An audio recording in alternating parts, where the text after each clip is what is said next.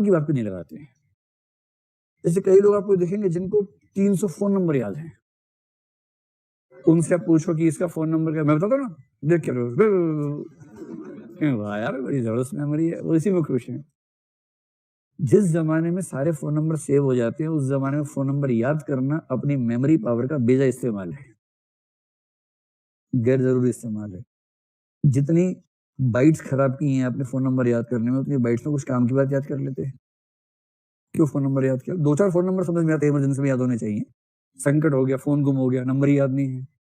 2-4-5 number समझ में आते हैं कि याद होने चाहिए, जो जरूरी नंबर है।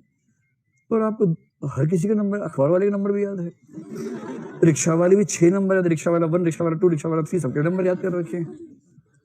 तब तो ये हद है ना भाई। इसका मतलब अनावश्यक सूचनाओं से आपका लगाव है, बहुत ज्यादा बेकार की बातों में लगाव है। अब एक सिंपल एग्जांपल अभी का देखिए। जैसे मैं सामने आप सबको देख रहा हूँ, 500 लोग बैठे हैं लगभग, सबका चेहरा अलग, सबका स्टाइल अलग, सबके कपड़ों का रंग अलग, सबकी गर्दन किस कोण पे घूमी है वो अलग अलग है, ठीक है। तो अब मेरी स्थिति क्या है, जो सार्थ एक दार्शनिक है उसने इसका बड़ा अच्छा वर्णन किया है, मतलब वक्ता की स्थिति क्या होती है उसके बारे में।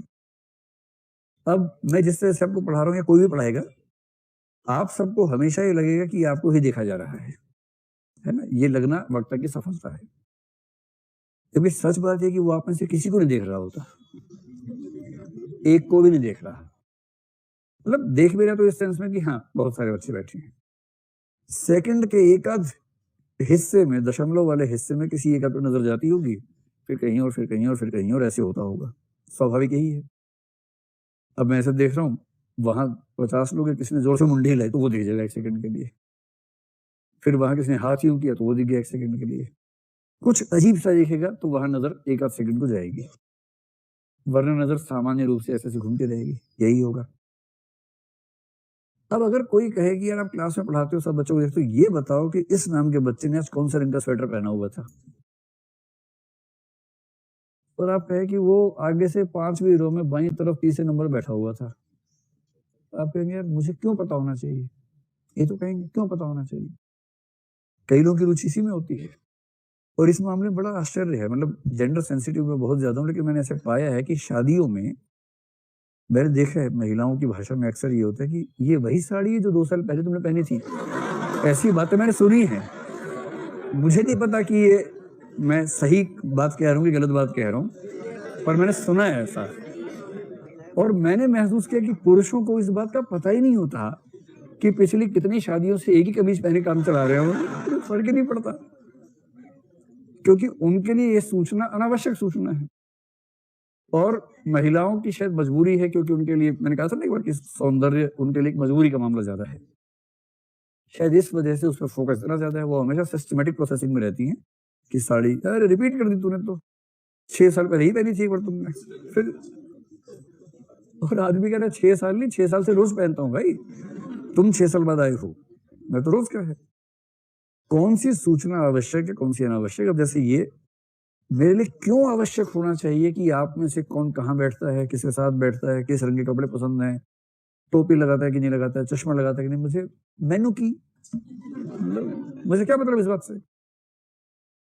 लेकिन अगर मैं अपने दिमाग को अभ्यस्त ना कर लूं इस चीज के लिए कि इन चीजों पर ध्यान देना ही नहीं है, तो मेरी बहुत सारी एनर्जी खर्च हो जाएगी उन सूचनाओं को ध्यान से देखने में जो गैर जरूरी है। और आप समझ रहे हैं, दिमाग का धुआं निकल जाएगा, इतनी सूचना। और जब आप घर से निकलते हैं पूरे दिन भर में ऐसी लाखों करोड़ों सूचनाएं आपके आसपास हैं जिनको लगातार इग्नोर करना होता है, और यदि आपने उन पर फोकस करना शुरू कर दिया तो आप अपना काम कभी कर ही नहीं पाएंगे। इग्नोरेंस इज ब्लिस जब कहते हैं ना, उसका एक बड़ा पक्ष ये भी होता है कि लाखों सूचनाएं आपके आसपास हैं, उनमें से काम की 2-4 हैं आपके लिए, बाकियों को इग्नोर करना भी आना चाहिए। एटीट्यूड्स हमें यह समझा देते हैं कि कौन सी सूचना पर ध्यान देना है, कौन सी पर ध्यान देना ही नहीं है।